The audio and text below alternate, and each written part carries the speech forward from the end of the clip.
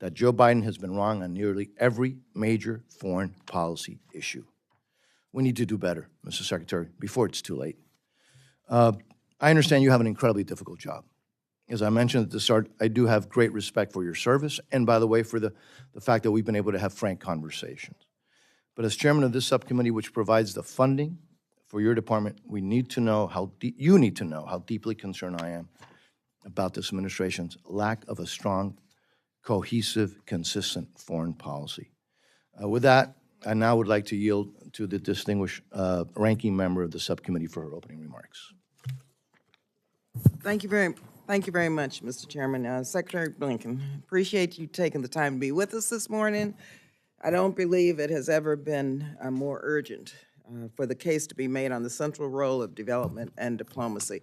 And of course, the chairman spent his time talking about Israel, because I don't believe that the majority can defend this allocation, because the allocation is indefensible.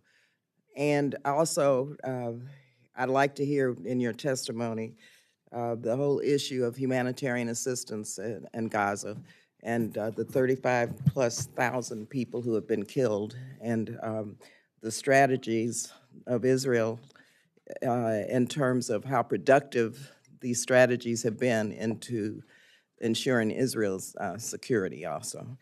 The challenges of the 21st century, they can't be solved by one nation. Our president recognizes that these challenges require teamwork. They require alliances, and they require true partnerships. And that's why I am really just quite frankly appalled about the trends that we're seeing in the State Foreign Operations Appropriations Bill. The fiscal year 2024 House bill proposed a huge 15% cut from the prior year. We battled back to almost a 6% cut as the final level, but still face the greatest percentage cut across appropriations bill, the greatest. As of this hearing today, the House majority has told us that they plan to cut the bill a further 11% for fiscal 25. We have a problem, Mr. Secretary. The world will continue to get smaller. We have migration issues, climate, disease, even the flow of goods and crime, unfortunately, such as drugs. They're problems that are begging for a global approach.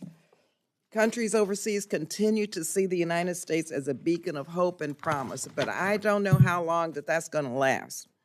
How long will we be able to rest on the achievements of prior generations? The Marshall Plan, the eradication of smallpox, the end of the Cold War, PEPFAR, before we realize that we are no longer offering the same leadership. My colleagues are often quick to focus on the influence of the People's Republic of China. But I will point out that China has now more embassies and more diplomats around the world than the United States does. More. Simply put, we are being outnumbered just when countries are clamoring for greater partnerships with the United States. It's not just important that the United States is showing up for partners around the world, but equally important to face the fact that America is showing. Diversity is the American and our country's superpower. However, far too often, the representation of the United States is not reflective of the full spectrum of backgrounds and experiences that America has to offer. And I know you agree with us on this. It's true for the workforce, but it's also true who the department works with. The president has set a goal to increase the share of contract dollars going to small and disadvantaged businesses to 15% across the federal government by fiscal 25. So I commend the State Department for already exceeding that goal. But Mr. Secretary, let me tell you, that obscures the fact that Black, Asian Americans, and Hispanic-owned small businesses are getting less than 2% each of State Department contracts. That's 2% each. I believe African American-owned firms is at 1.9%. AAPI firms are at 1.45%. and Hispanic firms are at 1.9%. I'm a former 8A contractor, Mr. Secretary, in the 80s and 90s, and this is less than what was taking place in terms of contracting then. And so we have to understand and look at why these numbers are shockingly low. We've got to do a better job making sure that historically disadvantaged entrepreneurs get a larger share of the State Department contract. Members, Mr. Secretary, they're outraged, and so I intend to follow up, and I just wanted to let you know with a letter to the department asking you to outline the strategy to increase the share of contract dollars that go to all historically disadvantaged groups, and why Black and Asian American and Hispanic firms are being denied access to these contracts. Now, 20 years ago, after we first started talking about this three-legged stool of national security, diplomacy, development, and defense, we are no closer to bringing balance to that stool. In fact, we have never been so lopsided. The resources that we spend on defense dwarf the resources that we spend on our overseas presence, the pursuit of American interests, and our most basic partnerships to build a safer world. I'm sure that you see this every day. We over-rely on our military tools because that's what's available, meanwhile starving our civilian diplomatic tools. Our military understands this and is often the first to advocate for development and diplomatic tools that they see as necessary. However, successive Congresses have refused to make the investments needed to take the pressure off of military action. And now, once again, our diplomatic and development activities are facing the biggest cuts of any part of the United States government. We can't keep going on like this. If we're serious about confronting these challenges, then it must be reflected in our budget. Without sufficient development funding, we face a future struck by cycles of crises that require more and more humanitarian interventions and even military interventions and result in a less stable world. Secretary Blinken, you're currently crisscrossing the globe. You're listening to partners. You're hunting for joint solutions. And I'm sure getting an earful about United States policy. I'm eager to hear from you today what tools that you need, that the State Department needs to advance the mission of the United States and provide the leadership and partnerships of the world that the world, quite frankly, expects of us. What do you see as the cost of us stepping back and letting others fill the void? I see that everywhere in the world. What investments are we leaving on the table? The opportunities left untaken. What do you hear from our brave diplomats around the world and what they need to do their job? And I want to thank them for their service and their sacrifices, which they're making.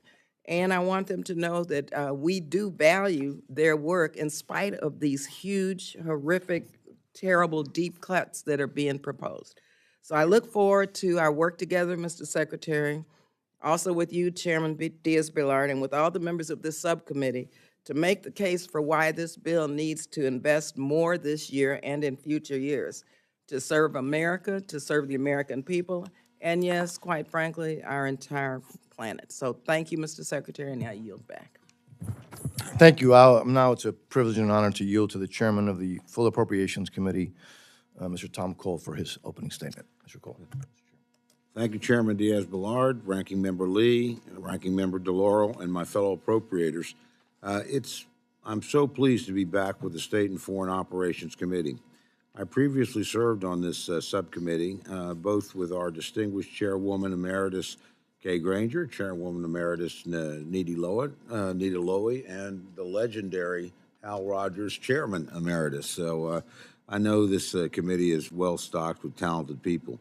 And experience tells us that the work done before this committee is of critical importance to America's national security. Secretary Blinken, we appreciate your appearance before us today and your service to our country. There's no denying we're facing a time of increasing global disorder and rising threats to the security of the United States. We all know that historical analogies can be misleading. Yet it is hard not to see haunting parallels between the conflicts raging across Europe and in the Middle East and another dark time in world history, the 1930s. The disturbing echoes of that dangerous decade are certainly before us. In Europe, Vladimir Putin's warped dream of a new Russian empire has led to the unjust and brutal invasion of his democratic neighbor, Ukraine.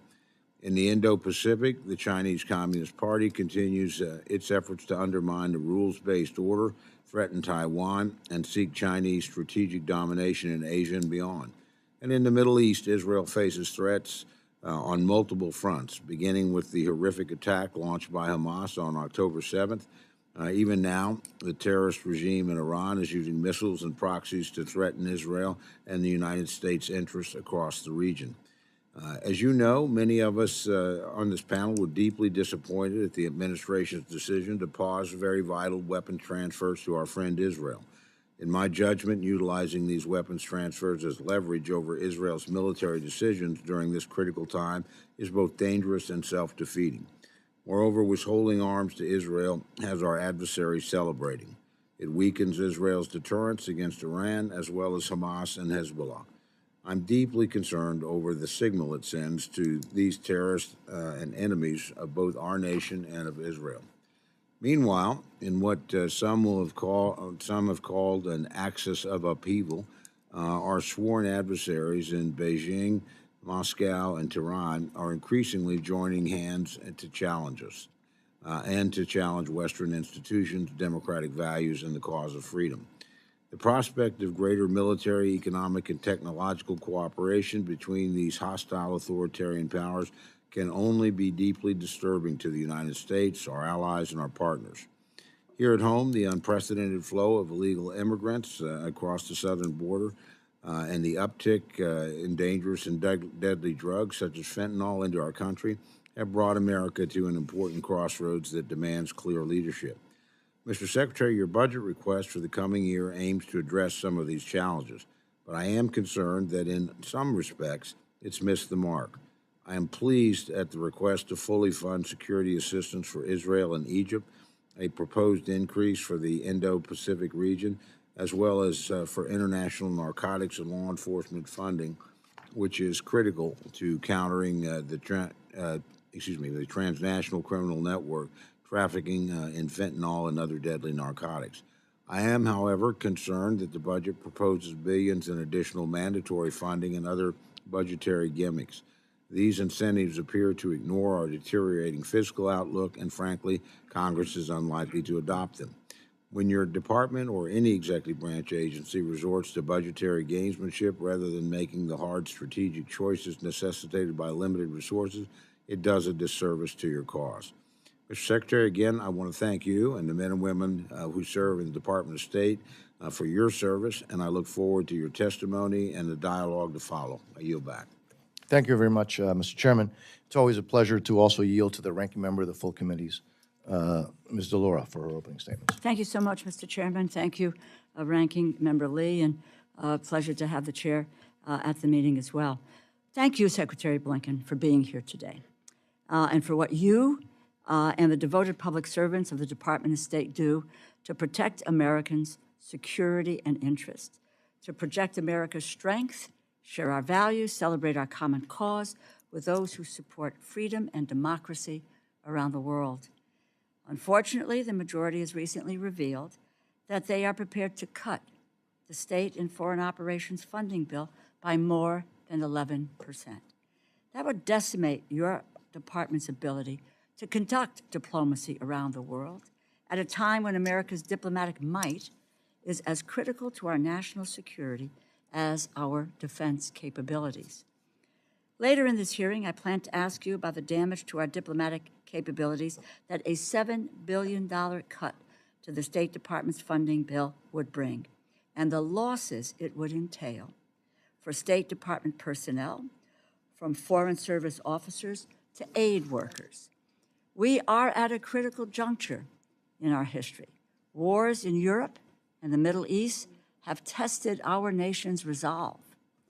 I was greatly disturbed and still am by the majority's lack of resolve to pass security and humanitarian aid for months while our allies waited Our adversaries took advantage, and humanitarian disasters unfolded. But thankfully, despite the majority's unnecessary delays, we did pass the supplemental security funding. We showed our trusted allies that we have their back and that our word can be counted on. I believe it is our duty to support Ukraine's victory over Russia. We cannot let Vladimir Putin be successful in his ambition to expand Russia's territory by force. Of course, arms and munitions are not all we are providing Ukraine. The State Department is administering $9.5 billion in forgivable loans to support Ukraine's government, its energy sector, and other infrastructure, and its first responders, healthcare workers, and teachers.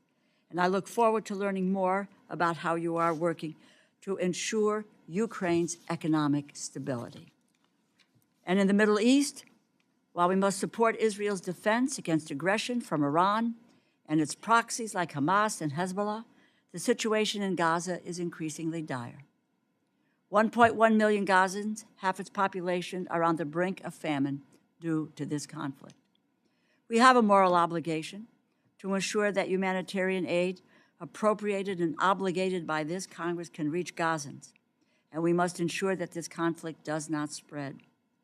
These are not just feel-good activities. They are central to the security of Israel, the United States, and the region for generations into the future. While the situation on the ground in Israel and Gaza is urgent, commands our attention, the State Department is also leading negotiations to secure the release of the hostages and must prepare for the future of this region. And I know you agree that planning with regional partners must happen now, and how we bring about a ceasefire and a peaceful end to this conflict. All of this takes resources. And even as these conflicts continue, the State Department is also focused on the growing influence of China throughout the world, as the State Department works to preserve the rules-based international order through diplomacy. Moreover, China is rapidly expanding its military and technological capabilities. The State Department's work is crucial to maintaining the United States' competitive advantage, and that work, again, requires sufficient resources. There is a small faction in this Congress that believes that we should put America first by building walls between us and the rest of the world. I strongly believe that we put America first by demonstrating the power of American leadership, that we have the strength and the determination and the heart to fight for the most vulnerable people, protect the freedom of our allies, and share American values around the world. I thank you for appearing before this subcommittee, and I thank you for your public service to our country. I yield back. Thank you very much. Secretary Blinken, as you know, your full written statement will be placed in the record. Obviously, feel free to summarize your testimony, as we said before. Thank you for being here, and now you are recognized, sir. Mr. Chairman, thank you very much. Always good to be with you. Chairman Cole, thank you for being here this morning. Ranking Member Lee, Ranking Member DeLauro, all the distinguished members of the subcommittee, thanks for the opportunity this morning to testify before you. And thank you for the partnership that we have had to work to advance American leadership in a world at a time when it is so essential having that leadership in order to deliver on the priorities that actually matter to our people here at home. I think the need for U.S. global leadership and cooperation with allies and partners has never been greater. If we're not engaged, if we're not leading, then we know someone else will, and likely not in a way that advances our interests and values. Or maybe even worse, no one does, and then you're going to have a vacuum that's filled by bad things before it's filled by good things. At the same time, we know that the very nature of the problems that we face, the greater multiplicity and a greater complexity, requires cooperation, coordination, work with allies and partners. That's more imperative than it's been in my time here as well. People's Republic of China is pursuing military, economic, geopolitical preeminence, challenging our vision for a free, open, secure, and prosperous international order. Russia's committing aggression not only against Ukraine, but against the principles at the heart of the United Nations Charter: sovereignty, territorial independence and integrity, independence, which are the very building blocks of global peace and security. In the Middle East, we've been standing with Israel in its efforts to ensure that what happened on October 7th never happens again, as we do everything we can to bring about an end to the terrible human suffering of Palestinians in Gaza and to prevent the conflict from spreading to other fronts. U.S. leadership is needed to address humanitarian crises elsewhere around the world, including in Sudan, Haiti, We've seen millions of people in many other places displaced and killed. We have to focus, and we are, on them.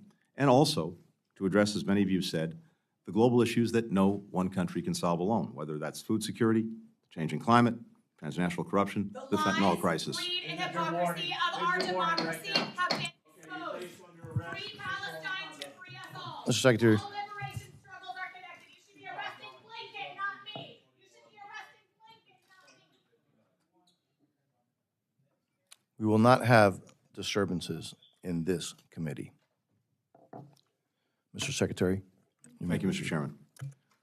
But with the support of Congress, we can and we are approaching these challenges from a position of strength.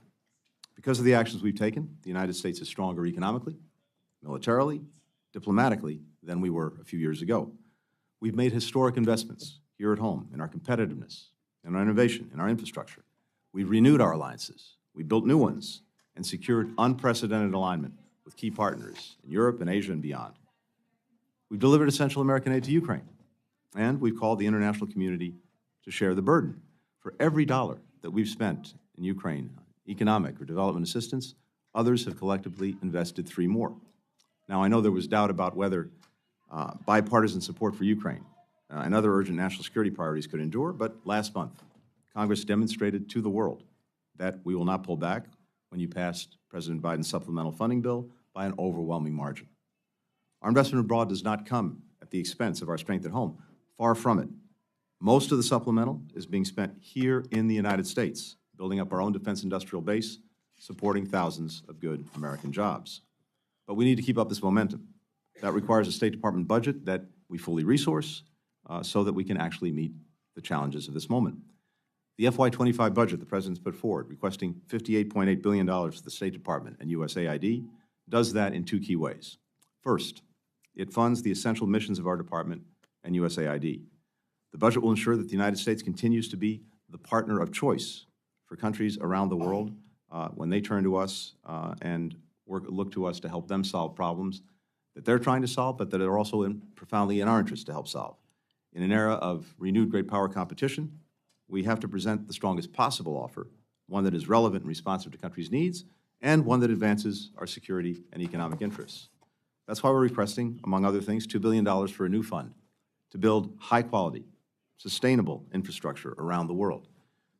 Crucially, investments like these create jobs for Americans and expand markets for our businesses overseas. We're requesting resources for the World Bank. With $1 billion in U.S. funding, we can unlock another $36 billion in development fund capacity to direct to the top priorities of emerging economies. That's an enormous return on our investment and essential for competing with China around the world. The budget also includes $1.7 billion for international organizations, including the UN, APEC, the Inter-American Development Bank, to help shape them in ways that reflect our interests and our values. We're asking for $500 million to give more people around the world access to secure internet and digital technologies. Doing that will support the U.S. economy through the export of our technology products. It will also help ensure that we and our fellow democracies remain the leaders and standard bearers in key technologies, including artificial intelligence. Our budget includes funding to address global issues that affect the lives and the livelihoods of the American people, as well as people around the world, especially the synthetic drug crisis. It also funds our response to irregular migration, global food insecurity, public health, climate, and energy security. We're also asking Congress to fully fund the State Department's educational and cultural exchange programs. They're one of the best, most cost-effective tools that I've seen for advancing our values and interests around the world. They support the students, the researchers, the young professionals from our communities who study and work abroad. They connect us in the world with the world in powerful human ways. To outcompete our strategic rivals, we need to invest in the foundation of our strength abroad, and that is our diplomatic corps, and that's the second pillar of the budget. Our budget makes a strong investment in expanding our overseas presence, opening posts in the Pacific Islands and the Eastern Caribbean. As was noted, we want to make sure that we are represented at the ambassadorial level and that we have posts everywhere so that we can effectively represent our interests everywhere. We'll also continue our modernization of our diplomacy. We have reorganized the department in ways to make it better fit to address the challenges that we face in this moment. We're working to attract and retain the best talent, again, needed to take on these challenges. We're investing in our people in Washington and overseas with training, with technology, with support, We're promoting greater agility, greater innovation, greater efficiency in our processes. Last year's enacted budget represented a 5% cut from the year before. That challenges our efforts to deliver results that Congress expects and the American people deserve. So I urge you to support this budget, which helps us address the most pressing foreign policy priorities for the coming year and lays the foundation for continued strong American leadership in the years ahead. With that, I'm happy to address any questions. Thank you very much, Mr. Secretary.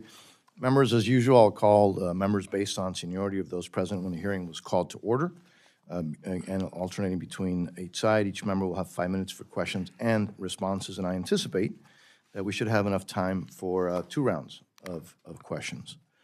Mr. Secretary, I will start in the Western Hemisphere. Just ask you, you're aware, right, that in Cuba, the FBI's top 10 most wanted terrorist, Joan Chesimard, is harbored, right, by the regime. You're aware of that? Yes. You're aware that bombmaker William Morales of the FALN, responsible for the murder of 4 Americans, injuring 50 in New York, is also harbored by the regime in Cuba. You're aware as well that the ELN and FARC terrorists are harbored there? Yes. You're aware that the regime did not cooperate in the investigation regarding the so-called anomalous health incidents, the sonic health attacks against U.S. personnel. You're aware of that, right? You're aware that the Cuban dictatorship has a very extensive espionage network. The most recent case that was very public was the State Department's Victor Manuel Rocha, who pled guilty of spying for decades on Cuba's behalf. And you're aware of that, I'm assuming, as well, Mr. Secretary. You're aware that the Cuban regime recently signed a military agreement with Belarus to train Cuban nationals, and then Cuban nationals are traveling to Russia to fight, for Russia against Ukraine, correct, sir? Okay, well then,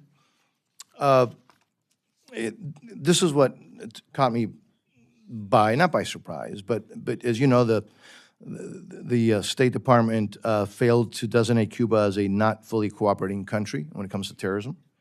The rationale was that Colombia's, frankly, how do I describe him, pro-Hamas, pro-communist, former M19 guerrilla president, decided to no longer wants to extradite Marxist terrorists from Cuba.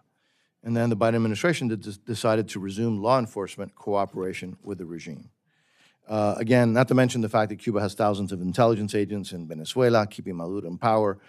It is a terrorist regime. And so how does this coddling to a dangerous anti-American dictatorship with all of those issues that I just mentioned, that I know you're aware of, and so many others, how does that protect U.S. national security interests? Thank you, Mr. Chairman. As you know, the not fully cooperating statute requires an annual review, and the basis for the designation by the previous administration was the presence of these National Liberation Army members from Colombia in Cuba. The demand at the time by the Colombian government that they be returned to Colombia, the refusal of the Cuban government to do so, hence harboring terrorists.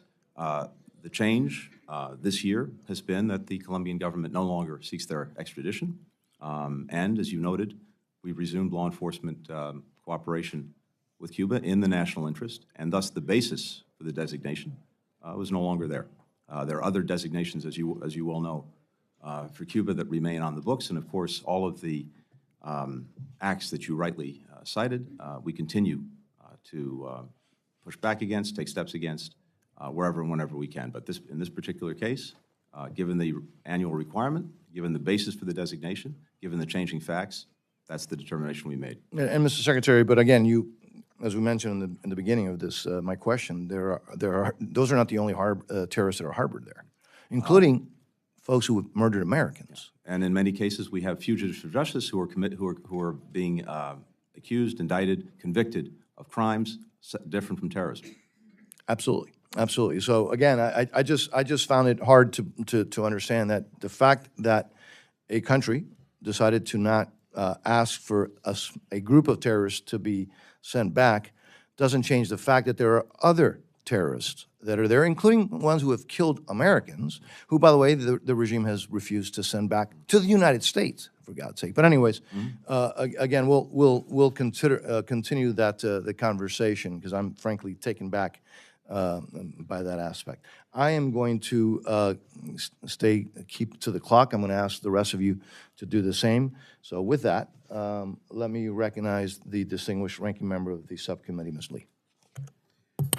Thank you very much, Mr. Chairman. Of course, you know, and we're friends and colleagues, we disagree on Cuba, and we will continue this conversation because this 50-plus year policy of the United States toward Cuba with the embargo has not changed any dynamic that the chairman just mentioned, and we have to move toward having full normal relations with Cuba. Mr. Secretary, I know that you, and you said this in your statement, believe in diversity, equity, inclusion, accessibility. And I also know you're still struggling with a workforce that is still less diverse than the labor force, and it gets wider and more male at each rank of seniority. Culture change is hard. It takes time, but we also need urgently to see progress because the world won't wait for us to catch up. So how and what role does DEIA play in achieving this strategy? What metrics, quantifiable metrics, will you cite for your leadership tenure as evidence of success? And what do you think are the obstacles to the success, and how can we help you and your team overcome them? Because as I travel the continent of Africa, for example, and in the Caribbean, I still don't see the diversity that this country should be presenting in our foreign service. Well, thank you very much, and thank you for your leadership on this issue. And let me just be clear at the outset why I think this is so important. To have a department that better reflects the people we represent. It's important because it's the right thing to do, but it's also important because it's the smart and necessary thing to do for our foreign policy and for our interests. We are operating in an extraordinarily diverse world. The greatest strength we bring to our ability to operate in that world and advance our interests is our own diversity. And if we are holding back, denying ourselves the talents of people from different backgrounds, different perspectives, different experiences, who have ways of engaging with the world that can make a real difference and help us solve problems by bringing these different perspectives to bear in our own policymaking, we're simply shortchanging ourselves. So it's imperative in my judgment that we continue to build a department that fully reflects our diversity. It is our strength around the world, and we've been working to do that. As you know, very early in my tenure, I appointed the first Chief Diversity and Inclusion Officer for the department. We now have the second one who's taken over is Zakiya Carr-Johnson, who's hit the ground running. Our first Chief Diversity and Inclusion Officer and that office produced the DEAI strategic plan very early on with input from employees all over the world. We finalized that plan. We set out 215 objectives in it, and I can tell you that as of this moment, about 58% or 125 of those objectives have actually been met, and we're working to complete the others. I believe we've shared that plan with you, but we can go over exactly where we are. We have DEIA as a function now of performance evaluations to make sure that people are focused on that as part of their responsibilities as they seek to advance in the department. I'd note, and I thank Congress for this, for the first time, we were able to get paid internships at the department. And that is a wonderful tool for opening the socioeconomic aperture to make sure, again, that we have a department that's better reflective of the country. And that includes making sure that we have people from communities all over the country, rural as well as urban, who are able to try out the department through an internship and then decide whether they want to pursue a career there. We have a quantitative baseline for the first time. In January of '24, we published the third year of demographic data in a public dashboard that's available to everyone.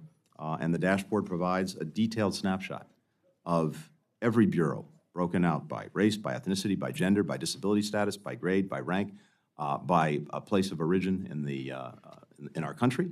That will allow us, I think, to see clear trend lines over the next decade. And in terms of senior leadership selection, we have at the Deputy Assistant Secretary level and above, we've added new transparency to the process with clear criteria so that people can be clearly evaluated on the merits. Now, to your point, all of this takes time, and it's not Yeah, but Mr. Secretary, just very quickly, it takes time, but not 5 years, 10 years.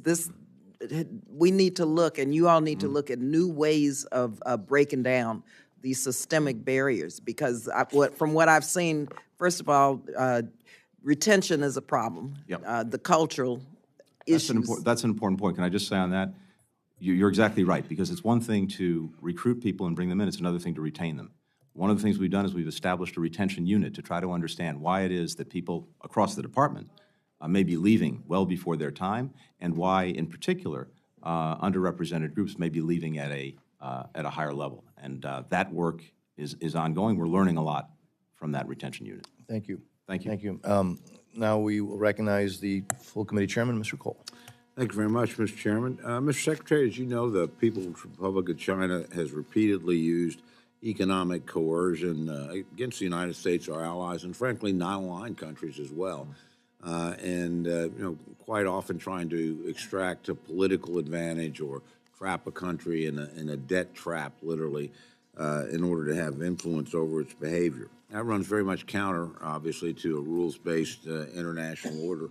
So I'm wondering what you and the department are doing to counter those kinds of activities, and frankly, do you have the tools that you need? I know my colleague, Mr. Meeks, and I, along with Young Kim and Amy Barrow of the Foreign Relations Committee, actually have legislation to try and give you more tools to deal with that. So could you tell us how serious you view the problem and what weapons you have and are using and what weapons you might need?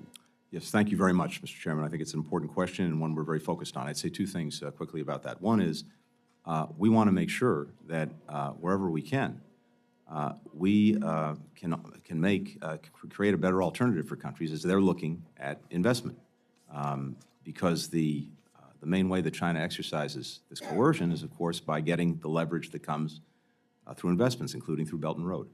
So we have done a tremendous amount of work putting together all of the resources and tools in our government, working with allies and partners through the PGI that the President established at the G7, Mineral Securities Partnership, and other things, to be able to effectively channel investment in places where it matters so that we can effectively compete.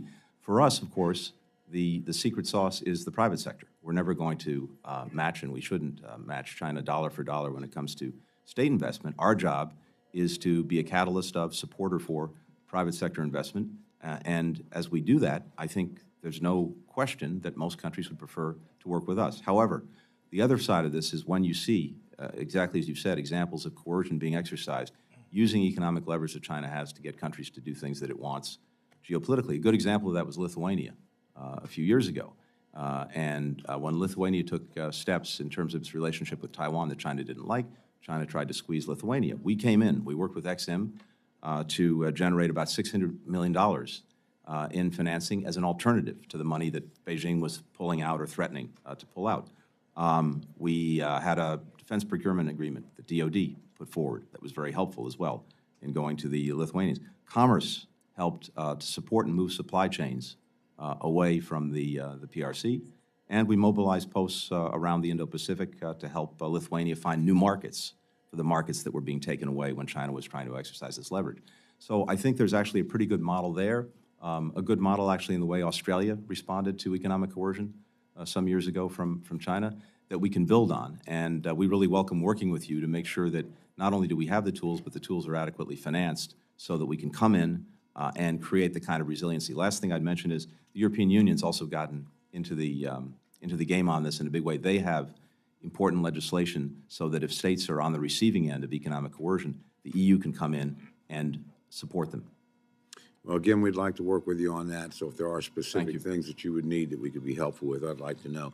One quick question, it's probably not enough time, but obviously we've all been intrigued by some of the things I've read, at least, about a potential agreement with Saudi Arabia. Could you give us some sort of overview of where you are in those negotiations and where you hope to be? So we've been working, this goes back well before October 7th, working with Saudi Arabia and with Israel to pursue normalization between the two countries. This would be a game changer. It would be the first time that Israel has normalized relations with the largest Arab and Muslim country in the world in terms of its significance. It would reshape the region and well beyond. We have pursued the work to try to get that agreement. It requires two things. It requires first some understandings and agreements between the United States and Saudi Arabia on security, on nuclear energy, and on defense cooperation. Those agreements, in principle, are very close to being able to be concluded. Now, of course, we will come to Congress with them when they're ready to be reviewed, but we could be really weeks away from being able to conclude them. However, in order for normalization to proceed, Saudi Arabia has made very clear that even with the agreements between us completed, they have to have two things. They have to have calm in Gaza, and they have to have a credible pathway to a Palestinian state. So we, of course, are working on both. We want to see both. Whether a government in Israel in this moment is able to engage on that basis, I don't know. What I do know is, until now, this has been a hypothetical or theoretical question for Israel. Assuming we complete the agreements between the United States and Saudi Arabia, that hypothetical or theoretical question becomes a real question that they will have to answer one way or another. Thank you very much. Thank you, Mr. Chairman. Yield back. Thank you, Mr. Chairman. Mr. Laura, you're recognized. Thank you, Mr. Chairman. Mr. Secretary, as I previewed in my opening remarks, I first wanted to ask you about the House, what I view as a misguided allocation for fiscal year 2025, and the impact on the State Department's critical diplomacy and development work. I was interested in the line of questioning with all the initiatives that we are talking about with regard to the State Department that need to be discussed and need to be worked on. I think at the foundation of that is what kind of resources does the department have to move forward. At the recently announced top-line funding level for state and foreign ops for the appropriation bill proposes a nearly 12% cut. That's compared to the 2024 enacted level. It's on top of an almost 6% cut from fiscal years 2023 to 2024. Let me be extremely clear. Nearly 12% cut to the SFOP's budget is a staggering $7 billion. Billion with a B. So I have three questions in this regard, Mr. Secretary. You're deeply involved in conflicts in Ukraine, Middle East, maintaining a competitive advantage against China, trying to deal with other food assistance efforts around the globe. You have to conduct its day-to-day business from D.C. You're in almost every country in the world. How would losing $7 billion from the budget affect your department's diplomatic capabilities and the implementation of U.S. foreign policy? Thank you. It would severely undermine our efforts across the board. As you said, this would take us back to FY 2014 funding levels. In other words, 2014. almost a decade ago. And in terms of our hiring, in terms of our support for our diplomats, for our locally engaged staff, which is 2/3 of our employee base, in terms of our operations, in terms of our programs, this would have I don't want to exaggerate by saying devastating, but close to that impact on what we're able to do to actually advance the interests of the American people. If you look at the big things that we're trying to do to effectively engage the strategic competition with China, including by creating better alternatives for countries that are looking to choose between our path and theirs, it would severely penalize those efforts. Our ability to continue to sustain support with our allies and partners for Ukraine and pushing back against Russian aggression, that would be severely undermined. Our ability to address a wide variety of global challenges that have impacts here in the United States, including things like the fentanyl crisis, as well as irregular migration, as well as dealing with climate and food security. Would each and every one of those be affected? No, because we'd have to make incredibly hard decisions, but some of them inevitably would be severely penalized. But let me be even more parochial about it, just to cite a few examples. Embassy security. We're trying to have more embassies in more places to make sure that we're fully represented. We want to open new embassies in the Pacific Islands, in the Caribbean. We need to secure those embassies. We would have trouble sustaining the current security levels for our existing embassies if we had these cuts. And then if you insulated those security programs, well, then of course the cuts would have to be felt elsewhere. Our ability to expand our diplomatic presence would probably be cut. The exchange programs that so many in Congress I know support and appreciate would face significant cuts. We probably have something like 600 or 700 fewer IVLP participants, curtailing one of our most valuable tools to connect with people around the world. IDLP. This is the International Visitors Leadership Program. I'm sorry. Thank you. We would have, I think, we want to open new passport offices in this country, in different places, to respond to what has been historic demand. We would not be able to do that. I can go down the list, and we'll obviously provide this list to Congress in the interest of time. I won't do it now. But both in terms of the big muscle movements that we need to make and very specific things that we want to sustain or grow for the American people, we would be severely penalized. So we're looking at a loss of personnel, of frontline critical personnel, and thereby, just hurting our ability to pursue our own That's correct. interests. And the number of priorities that would have to be put on a back burner. And if you can, Mr. Secretary, I know how busy you are, and thereby your staff is busy, but I think it would be very, very helpful if this committee could understand what this $7 billion cut, what is the consequences? I'm not looking for percentages, I'm not looking for numbers, but the actual consequences on American foreign policy, our diplomacy, our stature in world leadership. Be happy to provide that to you. Thank you. I yield back. And thank you, the Chair. the ranking member. This subcommittee has amazing members, but I'll tell you what, for me, it's always a special honor to be able to recognize not only the Chairman Emeritus, the former Chairman of the subcommittee, but the Dean of the House, Mr. Rogers. Thank you, Mr. Chairman, and thank you for arranging this hearing with the Secretary and running it. And Ms. Secretary, we're delighted to see you. We thank you for your service. We pray for your safety. Fentanyl overdose is now the #1 killer of adults ages 18 to 45, destroying families, ruining lives. We've got to find a way to stop it. We know China and the Mexican cartels are the primary drivers of the problem. The Chinese ship the precursor chemicals to the Mexican cartels, who are then producing the pills and trafficking them through our borders. It seems that despite Beijing enacting new laws in 2019 to outlaw the export of fentanyl and its precursors, these efforts have not actually been enforced. Has China taken any sort of meaningful action to try to stop the export of these deadly drugs? Thank you, Mr. Chairman. It's very good to see you here as well. And two things. First, I wholeheartedly agree with you on the urgency, the priority that we have to place and we are placing on synthetic opioids and fentanyl. We see it devastating community after community in this country. 40% of Americans know someone who died of an opioid overdose. And as you point out, it's the #1 killer of Americans age 18 to 49.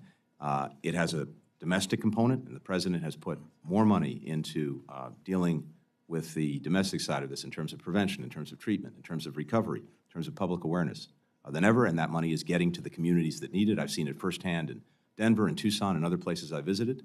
But for us at the State Department, we're working hard on the international side. And with regard to China, in December of last year, late November of last year, the President met with President Xi Jinping in San Francisco at the APEC Summit.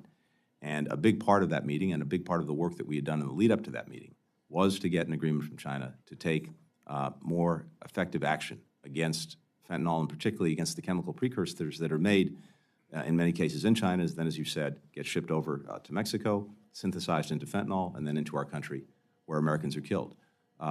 China has taken important but not yet sufficient steps to make a real difference in curbing the flows. It promulgated new regulations. It took down some companies that were engaged in this practice. It established a regular working group with us so that we can track progress. I was just in China a few weeks ago, and among others, I met with the Minister of Public Security on this question. And there are steps that we believe China can and should take now to really make a dent in the flow of these chemical precursors. Very public law enforcement actions, particularly to arrest, prosecute, and convict those who are engaged in this illegal transfer of the precursors. That would, I think, send a very strong deterrent message. Actually scheduling certain precursors that they've agreed to schedule and thus restrict, but have not yet done. And then there's a nexus that we've seen between some enterprises in China, a financial nexus between them and the criminal enterprises in, for example, Mexico, that needs to be cut. And there, we believe that China needs to take action to do exactly that. So we are tracking this very closely, very carefully. I think we've seen progress, real progress, but it is not yet sufficient, and we want to see that the flow of the precursors continues to come down. Well, we're all keeping an eye on China and what they're doing, or more importantly, what they're not doing to keep the fentanyl from reaching our kids and our adults in the U.S. I'm not sure that they're doing all that they can. In fact, I know that's the case. Your budget proposal, you're asking $1.56 billion for international narcotics control and law enforcement. That's a $166 million increase over the fiscal 24 enacted level. How do you plan to use those funds to help end this ongoing tragedy? One of the most critical things is continuing to build the capacity of partner countries, as well as to strengthen our cooperation with them. I think Mexico is a good example of that. We've significantly increased our collaborative efforts over the last few years with Mexico to try to disrupt, dismantle, take down these transnational criminal organizations that are engaged in trafficking, as well as to deal with the financial networks.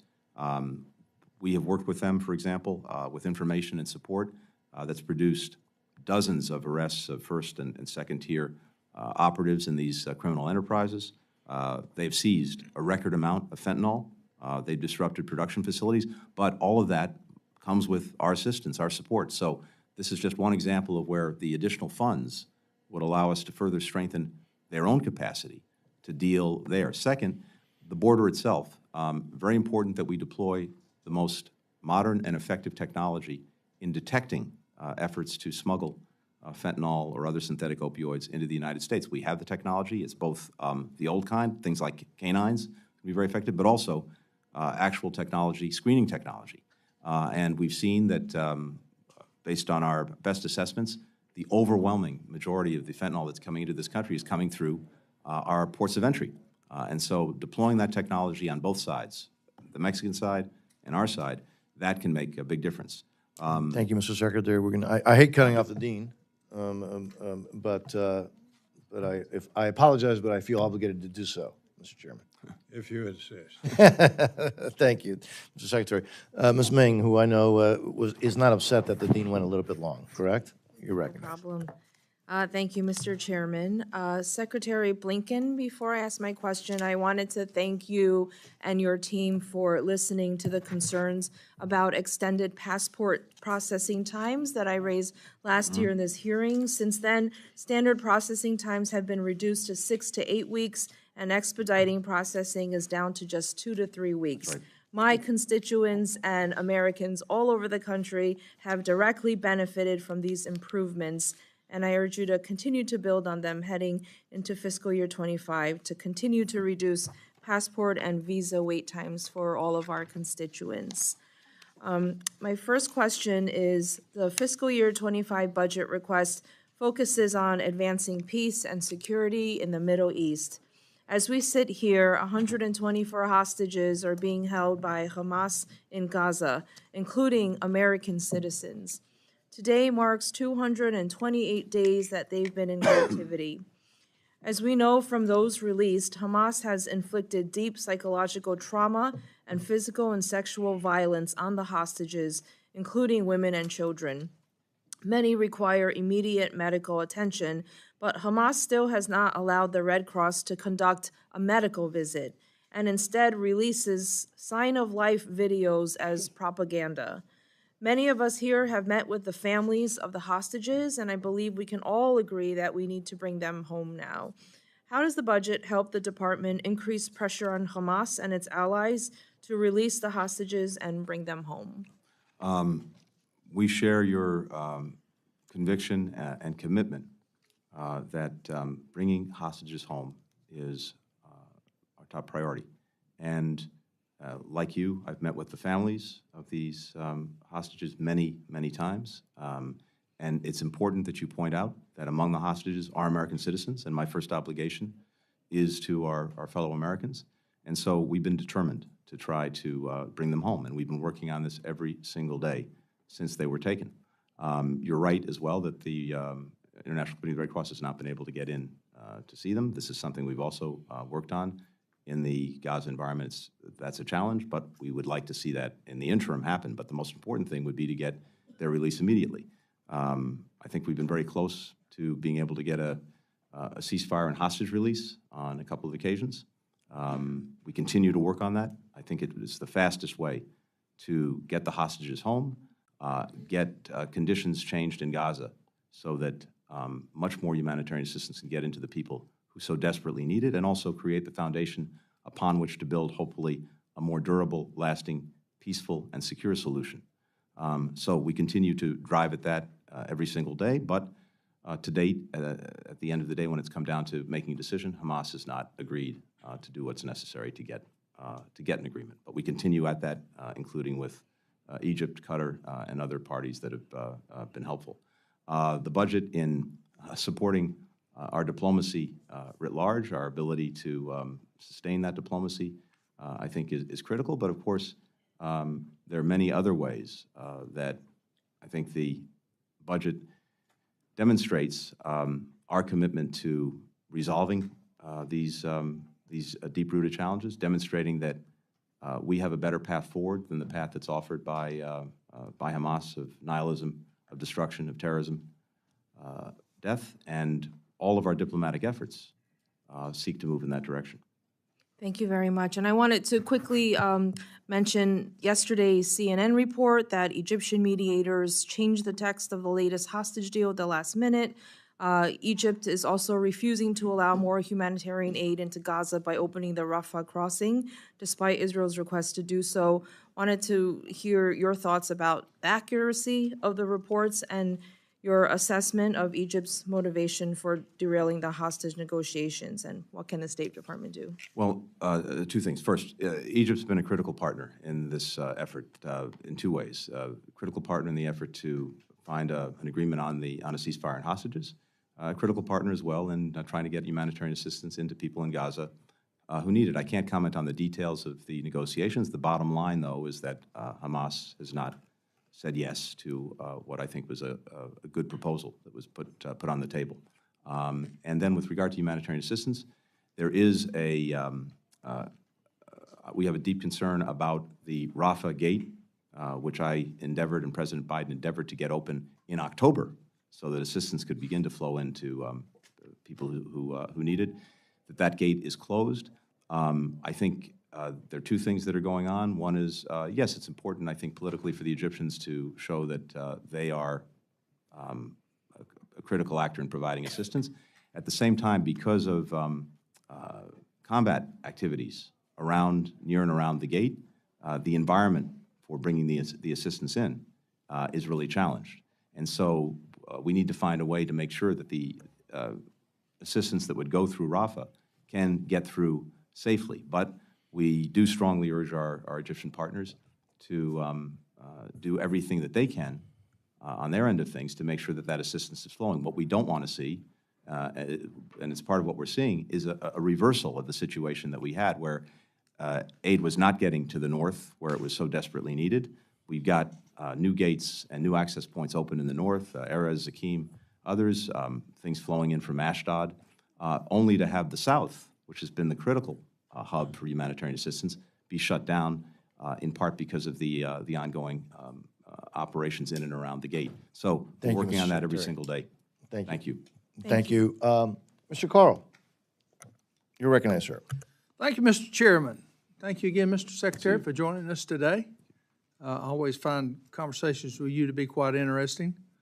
Last time, when you appeared before us, this committee, which was last year, obviously, we discussed President Lopez Obrador's military invasion of the Vulcan Material Company's port in the property of Mexico, and we had quite an extensive conversation. I talked about my trip into Mexico, into Central America, trying to understand what's going on there. And of course, things have not changed much. But as you know, the military has since left after taking it by military force. And the president has continued to harass Vulcan and is actively threatening to steal the company's land to access that port. It's a deep water port that Vulcan actually built. They spent their own money, $1 billion worth of investments to build that port. And now Mexico's just going to take it. It is the image that we're given here. Last year, we agreed these type of actions would have a chilling impact on the bilateral relationship and future with U.S. investments in Mexico. Considering the ongoing situation, what message would you send to the president and the next president of Mexico and the U.S. business community? Thank you very much. Yes, I remember well our conversation about this last year. And I'd say two things. First, Vulcan, I believe, has filed an arbitration case with under NAFTA, which is pending. And so I can't take a position on the merits of the case, which is pending. I can say that as a general matter, these cases, these instances, yes, can very much negatively impact Mexico's efforts to attract investment from the United States and, by the way, from many other countries as well. So we think it's very important that Mexico take that into consideration because it will have an impact on what they seek to do, which is to bring in more investment. But on the particular matter, let's see where the case goes before the arbitration panel. Well, and as you say that, American-based companies are losing a lot of money. What was mined or what is being mined from that facility is building roads here in America. It's very important in our infrastructure. And I know this administration has put a lot of emphasis on infrastructure. That's right. Why do we not support our American businesses more? Why aren't we letting the avocados and the fruits and vegetables sit at the border for a little while and let them figure out time frame? Because waiting a year, 2 years, 4 years for a court to work it out is not working. It's not working at all. My hope and expectation would be that precisely because we tried to put, I believe the previous administration put processes into NAFTA, the revised NAFTA, that would enable it to look at these kinds of cases and act swiftly on them, not bottle them up for years. I think you're exactly right. It's imperative that happens. But there is a mechanism. There is an understanding about how we try to resolve these disputes.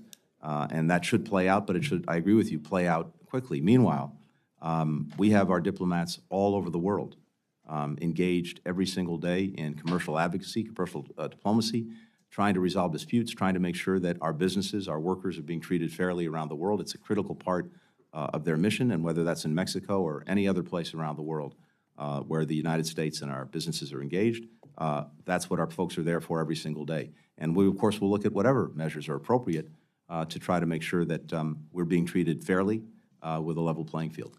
Well, if the president of Mexico will do this to Vulcan Materials, they'll do it to anyone. And I highly encourage business communities in America that's looking at doing business down there to stop and think, because they may be next. Thank you. With that said, Mr. Chairman, I yield my time. Well, thank you, Mr. Carl. Thank you for bringing this up.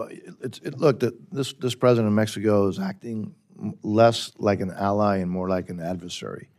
And so thank you for bringing that up, sir. The gentleman from Florida, Ms. Frankel. Good morning. Thank you. Thank you, Mr. Secretary, and thank you so much for your good work in a very chaotic world. And I give the same praise to our president. I may not agree on every little detail, but I have to say, given the chaos of this world, I am very grateful for his very steady, experienced leadership. I I am disappointed with the top lines of this budget, of course, because, again, with the chaos in the world, I do think more diplomacy and economic stability would bring us to more peace. I was in a meeting yesterday with 6 women ambassadors from around the world, including from Ukraine, including from Saudi Arabia, Lithuania. I'll try to think of the other ones, and Ireland and others. And here's what we got talking about: is there are many conflicts in this world, and we know that there are some negotiations going on in the conflicts. And to our dismay, in talking to these ambassadors, what they were relating to us is there are very few, if no women, at the negotiating table. The ambassador from Saudi Arabia told me she's been the only woman at the table. And, number one, we know research shows that when women are part of the negotiations for peace, much likely that a treaty will last longer. But number two, we do bring a very different perspective. And so what I would like to hear from you is, what are the various conflicts around the world that we're actually participating in peace negotiations, and where are the women? Thank you. First of all, I agree with the premise of the question or the statement, which is when we have women involved in matters of peace and security, we get better results. And I think we need to see and do more of that. And as you know, we have a Women, Peace, and Security initiative to try to ensure that. But if you look around at the conflicts that we're working every single day to resolve, to bring to an end, particularly many, alas, in Africa, whether it's in Sudan, whether it's the DRC and Rwanda and the Eastern Congo, whether it's challenges in Ethiopia. Well, our Assistant Secretary of State for Africa, Molly Fee, is leading many of our efforts in those situations. We have a number of senior diplomats who are engaged around the world every day in trying to bring conflicts to an end. And I could go down the list, and I'm sure that you would find women who are critical leaders in those efforts. But again, I think the initiatives that we have to make sure that there is greater participation, engagement, involvement from women in dealing with these challenges, that's very much part of what we're doing. We have a strategy. We have an update that is being sent forward.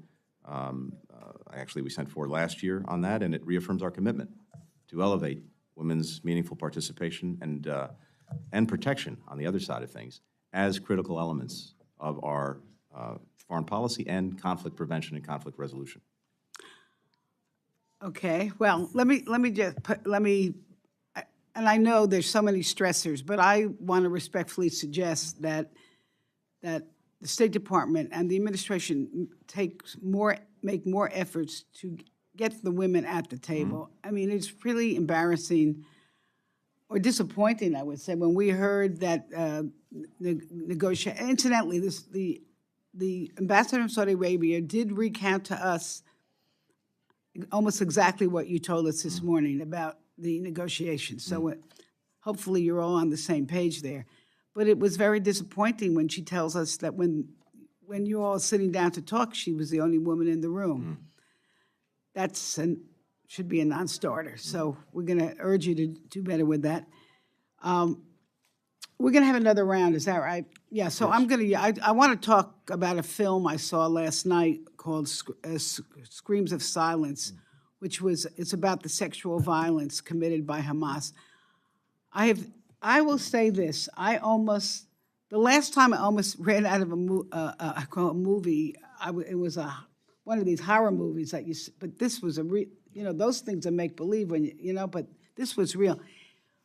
What I saw and heard last night was so horrifying, really, I could barely sit in my seat. And we didn't even see the pictures. We just saw the interviews. I'm going to talk more about that, Mr. Chair, when we do the second round. Well, thank you. Thank you so much. Mr. LaTurner. Thank you, Mr. You're recognized, sir. Thank you. Thank you for being here today, Secretary Blinken. I'm sure you're aware of the growing problem throughout Southeast Asia of scam compounds, often run by Chinese organized crime groups that are targeting more and more Americans every year. These fraud factories, which are increasingly prevalent in Burma, Cambodia, Thailand, can contain thousands of individuals who are trafficked, held against their will inside these compounds, and then forced to help perpetrate online scams referred to as pig butchering, where they develop a relationship with their victim and then push them into investing in fraudulent cryptocurrency apps or platforms. A recent estimate found that global losses from this type of activity have exceeded $64 billion. Can you share what the State Department is doing to combat not just this ongoing fraud, but also the human trafficking that contributes to it? Thank you, and thank you for putting a spotlight on that, because it's something that is of deep concern to us. We have a comprehensive whole-of-government effort to combat trafficking persons and to combat different manifestations of that, including these scam factories. Literally, and this is something that the State Department helps lead, we have every relevant department in the government coming together, using its resources and doing it in a coordinated way to combat trafficking and to combat these different manifestations of it. And there are significant resources that go into that. There is a very significant effort to help countries develop the capacity themselves to push back against trafficking, to bring traffickers to justice, to help the victims of trafficking. And so building their capacity is critical.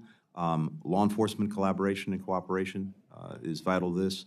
Sharing information, of course, we have an annual trafficking in persons report that we put out that looks at countries, country by country, to see what they're doing or not doing, and what more needs to be done to get at the heart of this. But there's a very significant effort underway to deal with that. Are you seeing the needle move on this particular issue? We see it move in individual countries. I think, you know, it's there are a number of countries, and the report makes this clear, where we've seen genuine, effective progress. There are other countries where we've seen backsliding or no progress, and the report lays all of this out. Right. Recently, Amnesty International in Nigeria stated that over 1,300 people have been killed just in Plateau State alone since December, when the horrible Christmas massacres killed over 200 people, mostly Christians. The U.S. Commission on International Religious Freedom, in its recently released annual report, noted a study saying over 8,000 Christians have been targeted and murdered for their faith in Nigeria, most of them in the North and Middle Belt. These targeted killings have been increasing year over year, and especially now at such an alarming rate that it's hard to see how these militants are not operating with some degree of impunity. Secretary Blinken, since you removed Nigeria from the country of particular concern list in 2021, the USCIRF has recommended Nigeria be placed back on the list, and every year since, and has condemned its removal. The USCIRF has affirmed that government toleration of egregious, systematic, and ongoing violations of religious freedom is the standard for CPC status, and they make it very clear that Nigeria meets at least that standard. Given the horrendous targeted violence in the country that is at least in significant part motivated by religious factors, given these factors, why has the State Department for every year failed to follow the USCIRF's recommendations regarding a CPC designation? First, let me say this. For us, defending religious freedom around the world is a foreign policy priority. And we are leveraging the global footprint that we have, our presence around the world that we want to sustain, to focus on cases of concern, to push back against repressive, discriminatory laws, policies, and practices. Much of this is highlighted, as you mentioned, in the annual report that we do, and this is at the heart of our efforts. We have in the law designation criteria that we take very, very seriously. We listen carefully to experts in civil society, experts on the ground. Our embassies are doing a tremendous amount of work in each of these countries, including Nigeria. And we listen very carefully to the independent U.S. Commission on International Religious Freedom. But they're wrong. They're wrong in this case. So in this case, and we have I think we have a different perspective in this particular case about whether, there's no doubt, it is clear that people of Christian faith in Nigeria have been on the receiving end of terrible abuses, oppression. But whether that is because of their religion or because they're part of a particular ethnic group in a particular region, that's a different question. And what we have not seen is the government of Nigeria, the federal government of Nigeria, engaging in these practices in terms of targeting Christians. Having said that, I was in Nigeria, I'm trying to remember exactly when, but I think it was within the last 6 or 7 months. And I brought together experts from civil society, from the religious communities, including a leader of the Christian community in Nigeria, to hear directly from them. We talked to the government about the imperative that even if things were not being done at its behest or its acquiescence, that it take stronger action to protect people, and notably Christians who were, whether or not it was because of their religious status, being persecuted. And so this is something we're very focused on, irrespective of the designation. I'm out of time, but I would hope we could find common ground at least on the special watch list designation. But I look forward to talking more about this. Thank you, sir. Thank you. Ms. Torres. Thank you, Chairman, and good morning, Mr. Secretary. It's good to see you. When you came before the subcommittee last year, we spoke about the administration's goals in Central America to help stem the number of migrants, specifically the young people at our southern border, by ensuring that they have safety and opportunity to thrive within their own countries. Since that hearing, I'm very happy to see the steps that you have taken in the Northern Triangle, including progress on diplomatic appointments, as well as publicly naming corrupt and undemocratic actors. I want to encourage you to continue to work with U.S. Treasury to not only remove their visas, but freeze their assets so that we can make some real change in the region for those young people to be able to see a future that includes democracy and improve their lives in the region. Guatemala, in particular, faced a coup attempt last year, and now a step toward building an independent judiciary. The appointment process for many key judicial posts this year. Mr. Secretary, we must prioritize those governments who are our true partners, committed to democracy and investing in their own people to help build a better future for all of the Americas. Mr. Secretary, you have asked this committee for increased funding for the Western Hemisphere. It's a tough request, given, from my point of view, that we continue to see Russia continuing to run a mine in El Estor. Right now, there are hundreds of military and police officers that are seeking to, once again, commit brutal crimes against 29 families that remain there. 29 families of the families that were burnt out of their community. Most of them are indigenous people. These are the young people that we see at our southern border. You know, the last time they unleashed violence on this group, they utilized our own military equipment, JA Jeeps, that I had specifically requested that we remove from the region. So how will this funding be used responsibly to address the root cause of migration from Central America and continue to support the young people, but not continue to support old regimes like Giammattei, like Jimmy Morales, you know, the past ghosts of, you know, of violence, and give this new administration an opportunity to thrive and make the change that is necessary. Thank you very much. As it happens, I was in Guatemala just a few weeks ago. Thank you for that. And had a very good visit there. I'm impressed by the work that President Arevalo and his administration are doing, and it's something that we strongly support and will continue to do. Second, I think we've seen when it comes to tackling root causes, because primarily, not exclusively, drivers of irregular migration, which is at historic levels around the world, and of course in our own hemisphere as well. One of the main drivers is a lack of basic economic opportunity. And if people can't put food on the table for their kids to eat, they will do anything and go anywhere to try to make sure that they can do that. One way at getting at this is actually creating greater opportunity.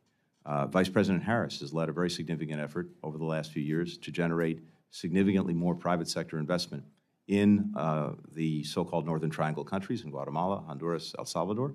And we've seen an increase of about $4.5 billion of such investment. That is going to create, and is already creating, new opportunities, new jobs, so that people actually have the choice to remain in their own countries. Of course, at the same time, we're doing other things to include expanding legal pathways to this country to take pressure off the border. We have safe mobility offices so that people can make determinations in their own country whether they are legally entitled to come to the United States instead of coming to the border to do that. But I think the root causes piece, it takes time, but it is fundamentally the best way to get at it because, again, if people are experiencing conditions. I want to interrupt you for a please go moment ahead. because I cannot let you walk out of here without mentioning Jose Ruben Zamora and the fact that he continues to be in prison, in a Guatemalan prison, simply for speaking truth to power about the corruption and these corrupt actors. The Attorney General continues to thrive in the region, and I'm not sure how much more we can do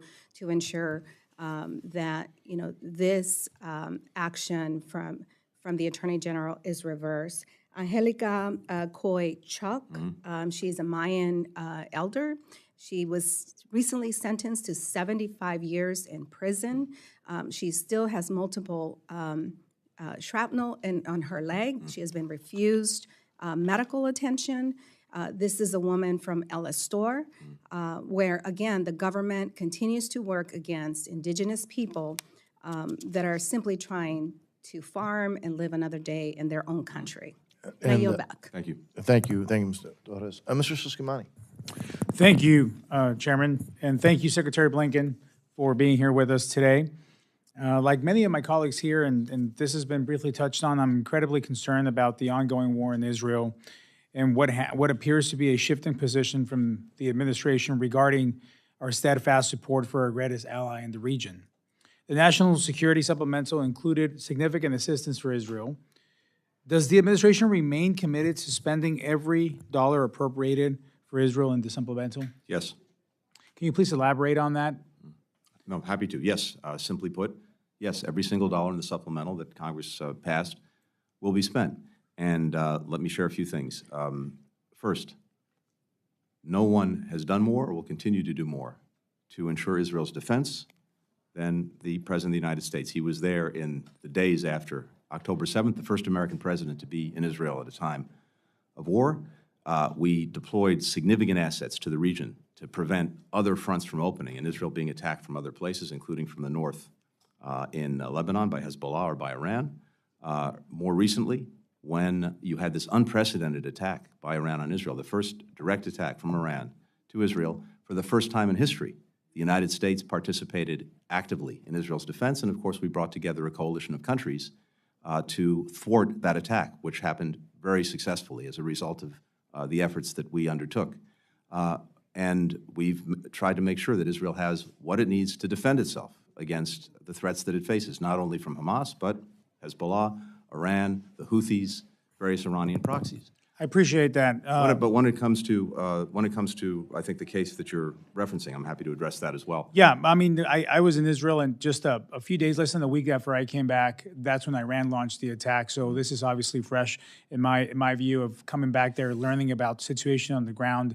You're right, it was the attack directly from Iran, not through just the proxies, was not expected. And when that happened, obviously that raised the concerns on this. What raises concerns as well is obviously the administration's decision to withhold arms to our ally as conditions to strategy by Israel in terms of this conflict. So in the future, would you commit to work with Congress on any withholdings from congressionally appropriated dollars in arms? Well, two things. First, when it comes to the particular case that you're referencing, that is these 2,000-pound bombs, we've been very clear for a long time about our concerns about a full-scale military assault on Rafah, given the dense population there, and particularly the use of that kind of weapon in a dense urban environment. It's a conversation that was ongoing with Israel, and it's unfortunate that it became public, but it did. But we have an ongoing conversation with Israel about this and about our concerns about the use of these particular weapons in that particular way in that particular place, and those concerns remain. But the other assistance that we've been providing for Israel's defense continues and will continue because, again, the President's determined that Israel have what it needs to defend itself. At the same time, we're deeply committed to trying to ensure that people are better protected in Gaza, people who are caught in this crossfire of Hamas is making, that the humanitarian assistance they desperately need gets to them. The operations in and around Rafah have also disrupted that. And then finally, we're also committed to try to make sure that Israel is actually successful in dealing effectively and durably with Hamas. And we do have some different views on the best way to do that. And when you're a good friend and close partner, it's your responsibility to share your views and to give your best advice and counsel.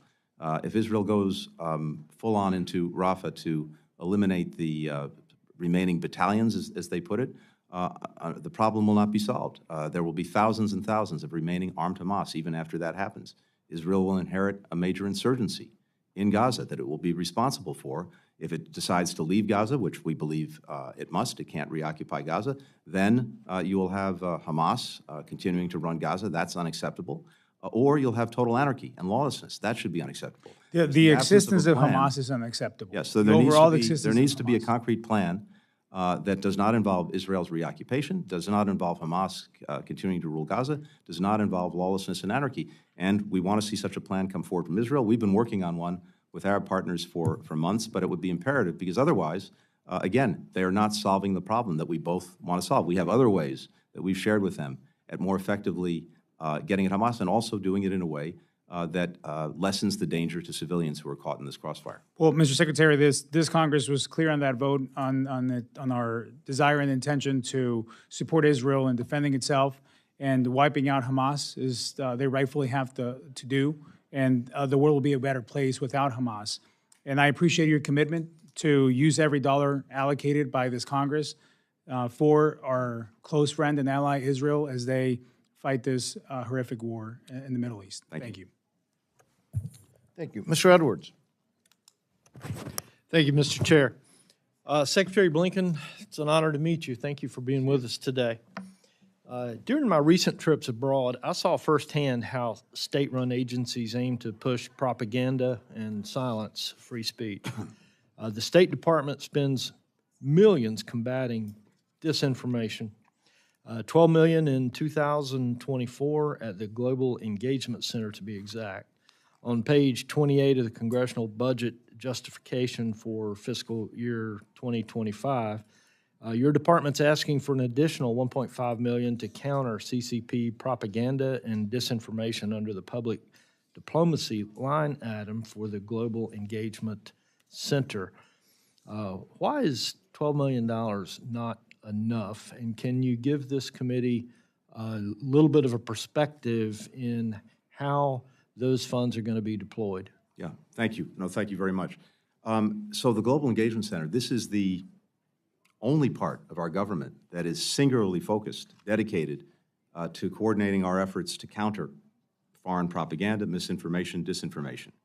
And we have seen, I think, a growing number of allies looking to the Global Engagement Center for help and assistance in standing up their own capacity. We now have many countries that have signed on to a framework that the Global Engagement Center has put out to more effectively see and respond to the disinformation and misinformation that's being used against them as well as against us. And the GEC is the place where that happens. And we've seen real success in the efforts to expose and actually take action against this. We had the GEC release the first comprehensive analysis of how China uses deceptive, coercive techniques to reshape the global information environment. That was incredibly informative for countries around the world.